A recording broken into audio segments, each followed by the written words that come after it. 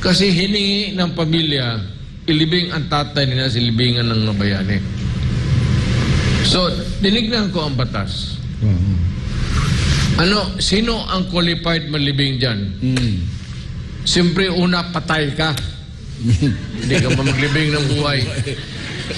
Patay ka, sundalo ka, and you serve the country. Period. Mayor, si Senator Amy, may utang na loob. Kasi sinabi niya, nung the issue of his late father, na nakaburol pa, matagal, ilang administrasyon, di mapalibing. And then, lumapit siya sa'yo as a kaibigan. Then sabi mo daw na, hindi lang tayo kaibigan, kundi pumayag ka, more than na kaibigan, na ipalubong yung tatay niya. Kasi marami silang nilapitan na ibang presidente, they cannot do it because maraming oposisyon. But you took the cudgel for the family and nagkaroon ng magandang yung father niya na nalagay sa libingan ng mga bayani. Yun ang hindi niya malimutan. Alam mo kasi sa batas, isa lang ang tanong Was he a soldier? He was a soldier. He was a soldier. So yun ang tanong kung bakit sa libingan ng mga bayani. Kasi nagpakamatay ka, hindi ka makamatay, pero noon, ready ka magpakamatay sa bayan mo. But he went to the war, pero nakalusot siya, buhay siya. Eventually to become the president of this country.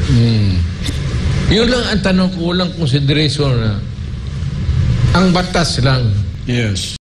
Kasi hiningi ng pamilya, ilibing ang tatay nila sa libingan ng mga bayani. So, dinignan ko ang batas. Sino ang qualified malibing dyan?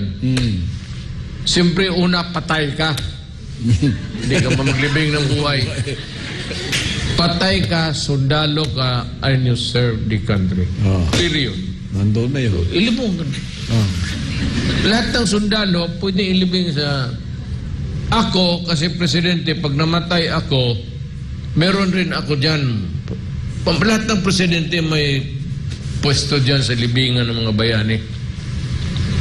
Pero ako, Davao lang. dito lang ako sa Sabi ko nga sa pamilya ko, pag namatay ako, within 24 hours, i-cremate ninyo ako at ilagay ninyo ako beside sa Your father and mother. Father and mother ko.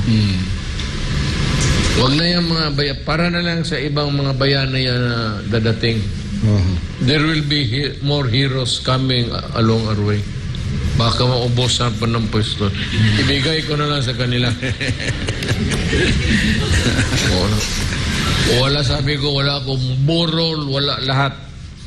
Do not. Kagaya itong si Romualdez is posturing to be a candidate for president. Ngayon, akala niya, ang kalaban niya si Inday. Because si Inday yung vice president, naturally, she might want to go for the presidency. Ito namang Romualdez, kasi sila yung power, kapinsan niya si Marcos, they want to consolidate. So, kinuha niya lahat, pati lahat congressman, lahat ng mga PDP.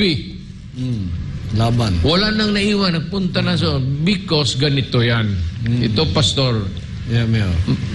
I'd like the Filipino people to listen to me very, very intensely, not even carefully. Matagal na itong haka-haka ninyo ng korupsyon sa Congress. Alam mo, hindi lahat sa Congress corrupt. Ganito kasi yan, ang congressman may sweldo. Kagaya ng ordinary na worker. But in addition, yung tawag nilang pork barrel is yung projects ng congressman. This called is yung may mga epal nga tawag. Magagnong ba? Dito, this is a project of which we never did in the entire, wala kang makita. This is a project of Rodrigo Duterte. It is always, this is a project of the city of Davao. Yeah. Tignan mo yan sa textbook, yung Facebook. Magpadala ka ako nung sa Tacloban noon. The day after,